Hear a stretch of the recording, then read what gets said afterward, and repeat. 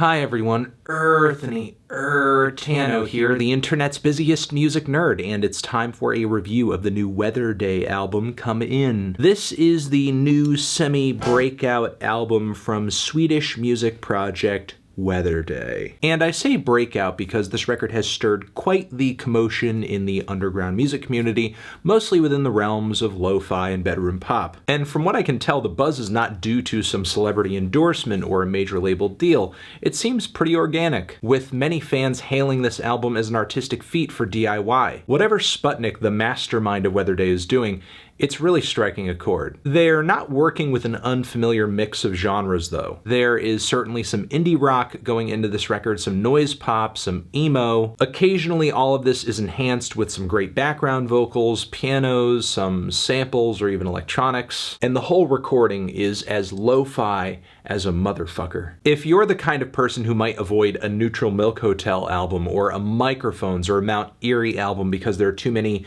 noisy lo-fi bits within it, you are not going to have a fun time with this one. Think of taking the incredibly low fidelity of a Waves album, an early Waves album, and then trying to apply to that the instrumental ambition of an old Sufjan Stevens record. And while that's not a perfect comparison, it's close. In some respects, this album is more abrasive and harsh than a classic Scandinavian black metal album. I mean, those squeaking, wailing lead melodies that top the choruses of the track Cut Lips are absolutely ear-piercing. Not just ear-piercing, but ear-stabbing. They're most likely giving someone tinnitus right now who's listening to this thing way too loud. I can't say SPUTNIK isn't doing a lot with a little on this record, though. They're certainly very creative with how they choose to operate within the very limited fidelity of sound that they work within. The performances on this thing aren't bad either. Sure, they are pretty sloppy, but still, they are delivered with a lot of heart, a lot of energy. Certainly all the chaos of this record is complemented with the explosive energy it presents. Case in point, the song Older Than Before, easily some of the most fun, throttling rock music I've heard this year. Between the crunchy rhythm guitars and sparkling arpeggios, the distorted and sandpaper rough drums on this track too. Adding all of this together, I think SPUTNIK shows more guts than most major label rock releases dropping this year. And again, that is despite the lo-fi recording, that is despite all the instrumentation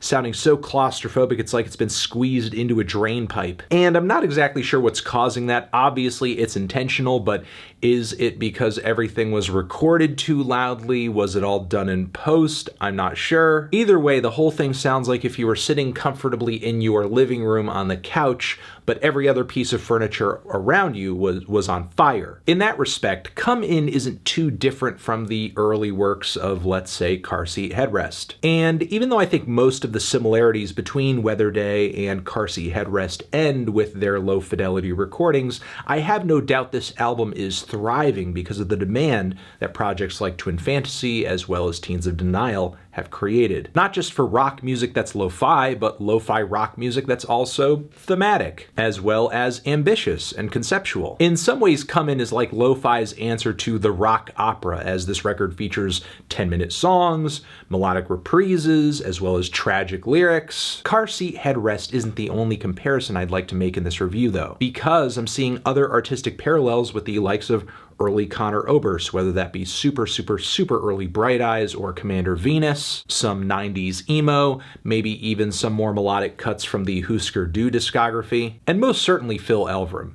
Everything Phil Elverum. I would say there are points on this thing that are blatant Phil Elverum worship, like on the final moments of Sleep While Doing Your Best, the droning bass and singing on that track, and certainly there are some piano passages that have that really sharp, ringing ping to them that I remember so vividly from records like The Glow Part 2. So truthfully, some of the material on this project, if you are familiar with the worlds of lo-fi and indie singer-songwriter music, can feel a little derivative, or even kind of bland, like on the track Water Dreamer the Same, the first leg of which I think could have used a little something extra. It's not bad, but it does feel like the album is beginning to paint itself into a corner. The instrumental switch in the second leg of this track drags on a little bit too. Then there's also the very samey and underwhelming first leg of the track Porcelain Hands, the closer here.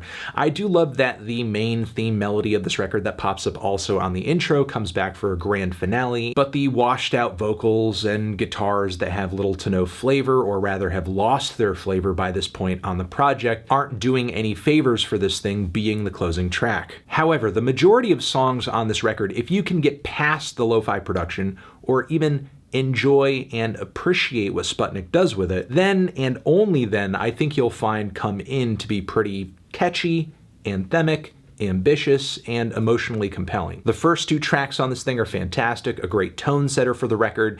Mio Mio, that's where a lot of the album's lyrical themes and narrative become very apparent, where we see our protagonist sad over the loss of a connection they had with this person that obviously meant very much to them. It's too rare in life to find someone you love that can stick around after thunderclouds. It's too rare in life to find someone you love to open up to sometimes and not regret you did too. And the vocals on this track are incredibly distressed in a way that benefits the song. Also loving the crescendo of noise in the first half of this song, the anthemic guitar leads that lead us there, the curious instrumental shift after the halfway point, and the grand chorus of singers that kind of coast the song out. It's very lovely. And even bigger feat is the song My Sputnik Sweetheart, which is a 13-minute epic, kicking things off with some very raw and bittersweet guitar chords. The vocals are way more buried at the start than I would have liked, but once they get louder, they really pop in the mix. Then some kind of tragic but also slightly melodramatic lyrics are revealed, but also learn to eat like nothing's left. Who is your influence? Losing sense of self and place.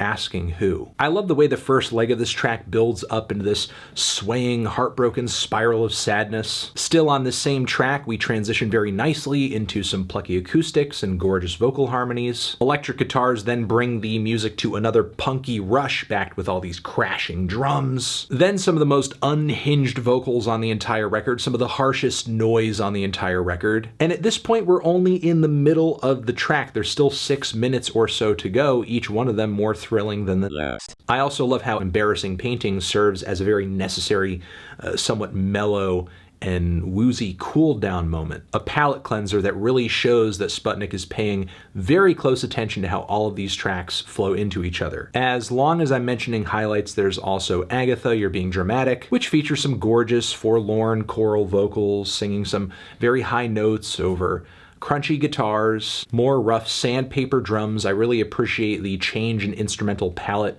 this song brings. It once again reminds me of the flow of the record being so good and how cinematic it all is in a way. Overall, I found Come In to be very enjoyable, while also flawed in some pretty apparent ways. The influences are a bit too obvious. There are points where I wish the vocals were a bit more upfront or just performed a bit better. And yes, of course, there are parts on this album where the harshness and the low fidelity, I think, kneecaps the enjoyability. Still though, this is easily one of the more creative rock records I've heard this year, one of the more creative lo-fi and indie records I've heard this year. I can't claim to be as passionate about it as some of the biggest disciples of this project, but this certainly has me looking forward to more.